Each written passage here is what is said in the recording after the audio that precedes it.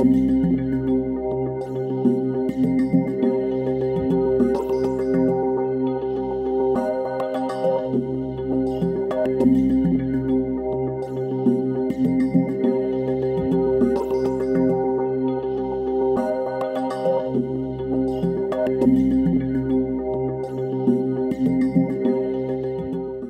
est-ce qu'on se représente habituellement l'autisme quand on n'est pas concerné et quand on n'est pas spécialiste non plus? Alors cette représentation, elle correspond effectivement, c'est une représentation très commune, à l'image d'une personne qui est complètement enfermée dans sa bulle, et puis effectivement complètement étrangère aux autres, qui ne communique pas, voire qui ne parle pas, et donc du coup qui n'est pas capable de comprendre et d'entendre les autres.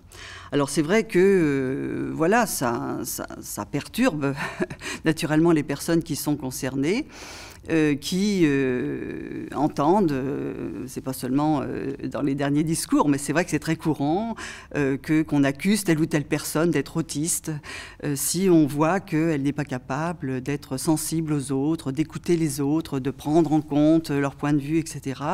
On va les traiter d'autistes comme à une autre époque, on cesse un petit peu de le faire. On traitait les autres de trisos, etc., ou de débiles.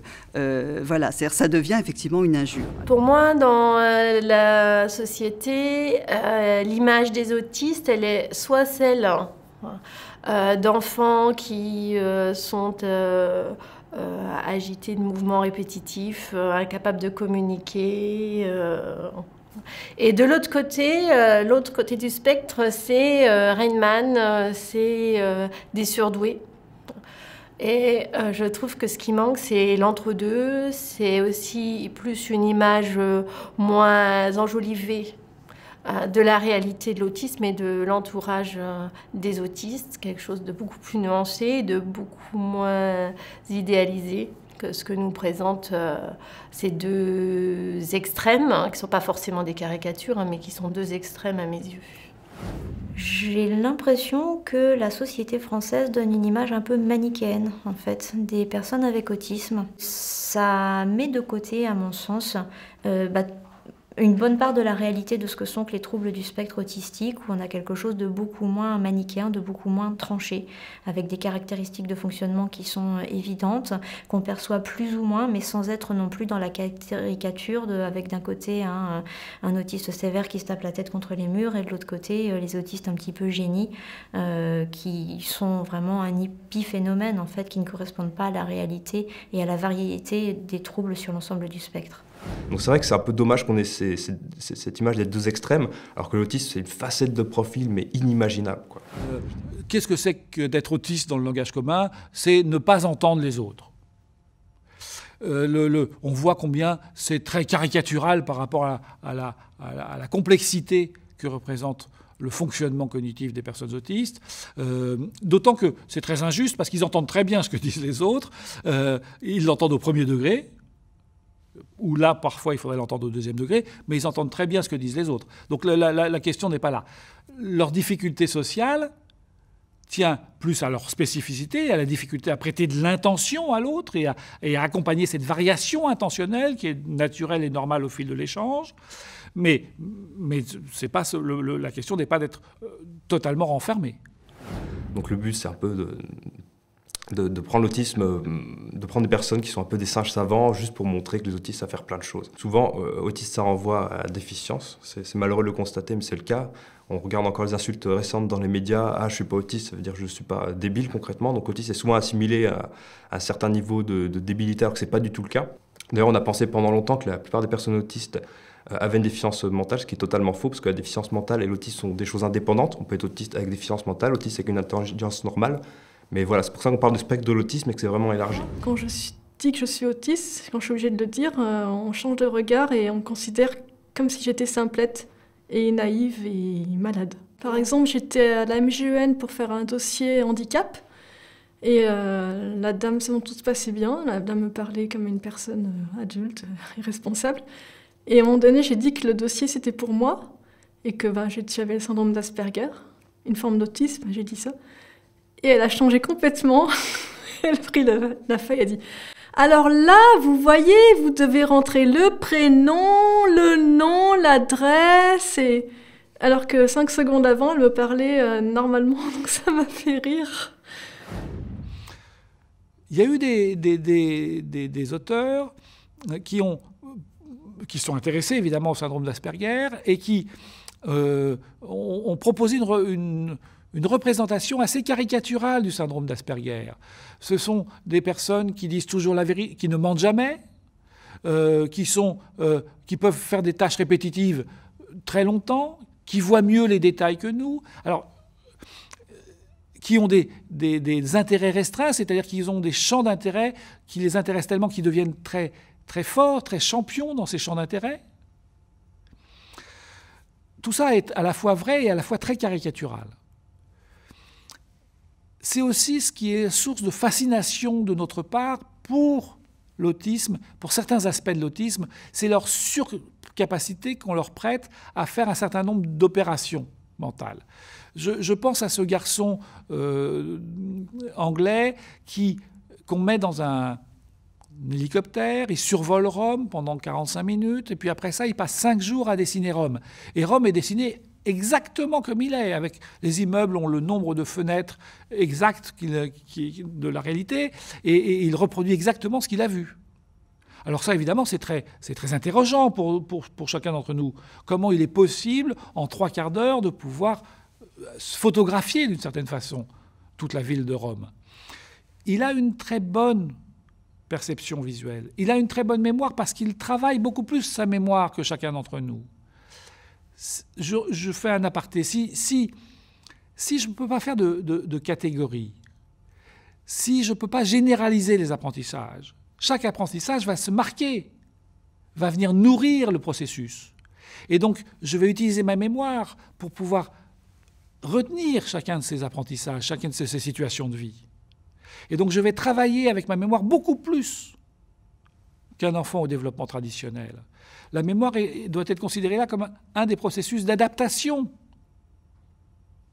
de l'autisme au fonctionnement dans la vie et dans le monde. Et donc, ils ont une excellente mémoire parce qu'ils travaillent beaucoup plus leur mémoire. Et donc, ce garçon a une très bonne perception visuelle, une très excellente mémoire. Et donc, 3/4 d'heure lui suffisent à photographier très exactement Rome. Mais s'il a cette capacité-là, c'est parce qu'il est autiste. Il n'est pas surdoué. C'est son autisme qui explique ça.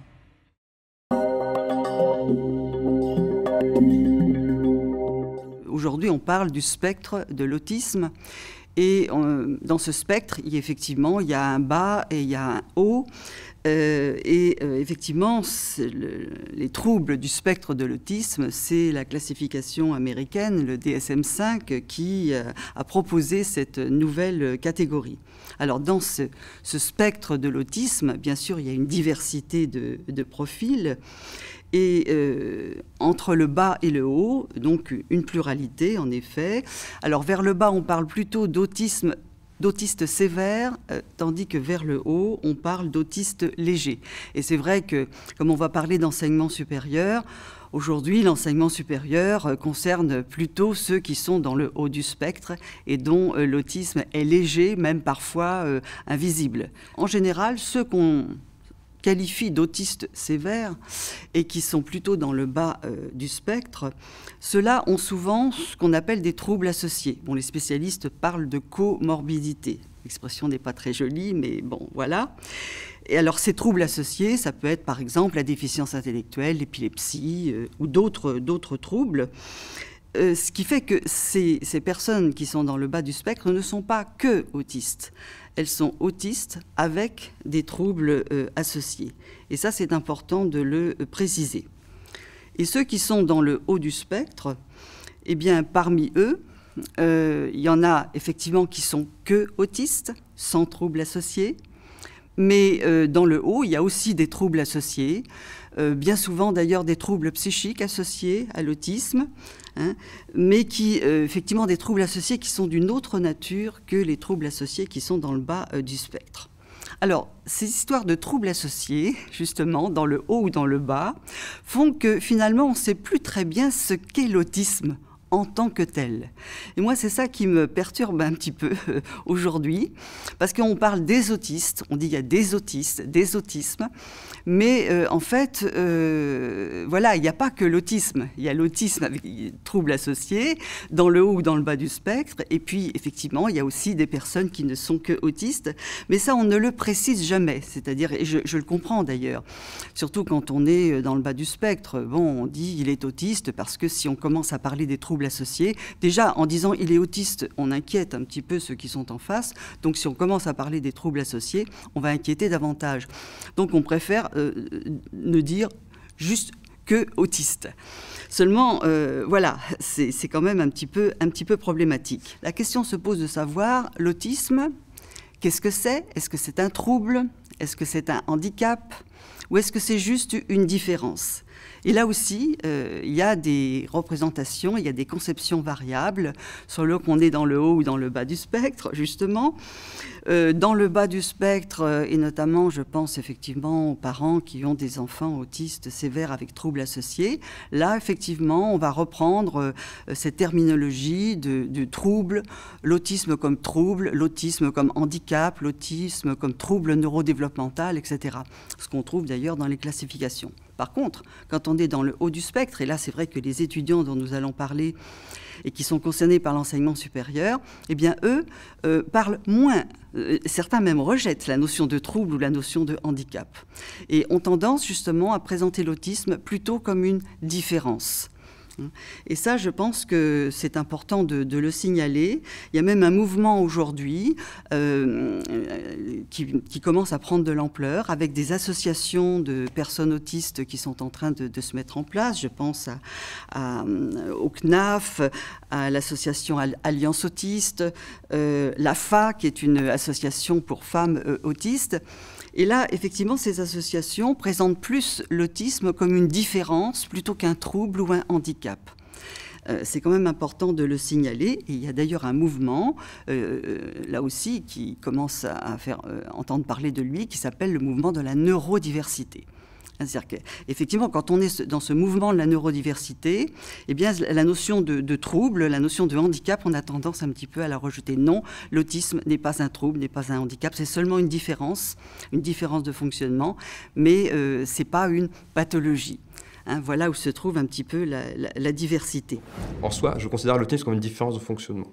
Vraiment, avant tout, différence de fonctionnement cognitif, c'est-à-dire qu'il recoupe plusieurs aspects.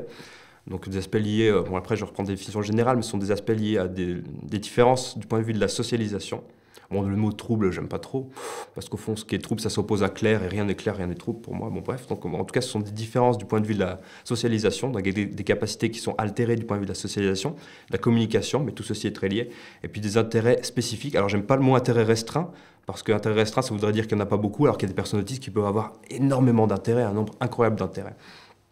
Voilà, donc c'est essentiellement du point de vue... il y a un socle de différence dans l'autisme.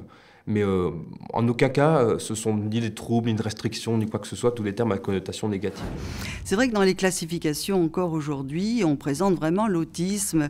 C'est l'approche médicale de l'autisme, hein, qui se focalise sur des manques, des déficits, des restrictions, et finalement qui ne fait pas apparaître...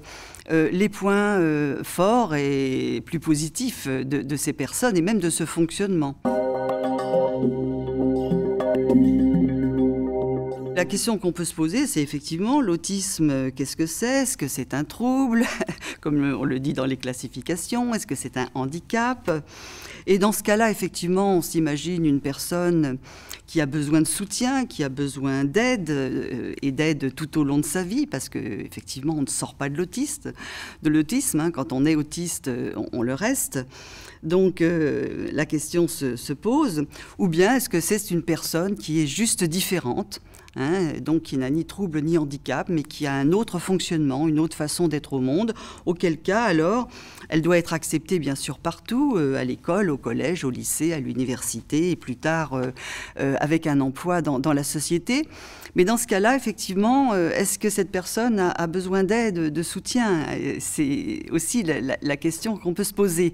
Et c'est ce que craignent d'ailleurs les personnes qui insistent sur l'aspect trouble, parce que si on continue à dire que c'est un trouble, alors là, à ce moment-là, on comprend que des aides, des soutiens sont nécessaires.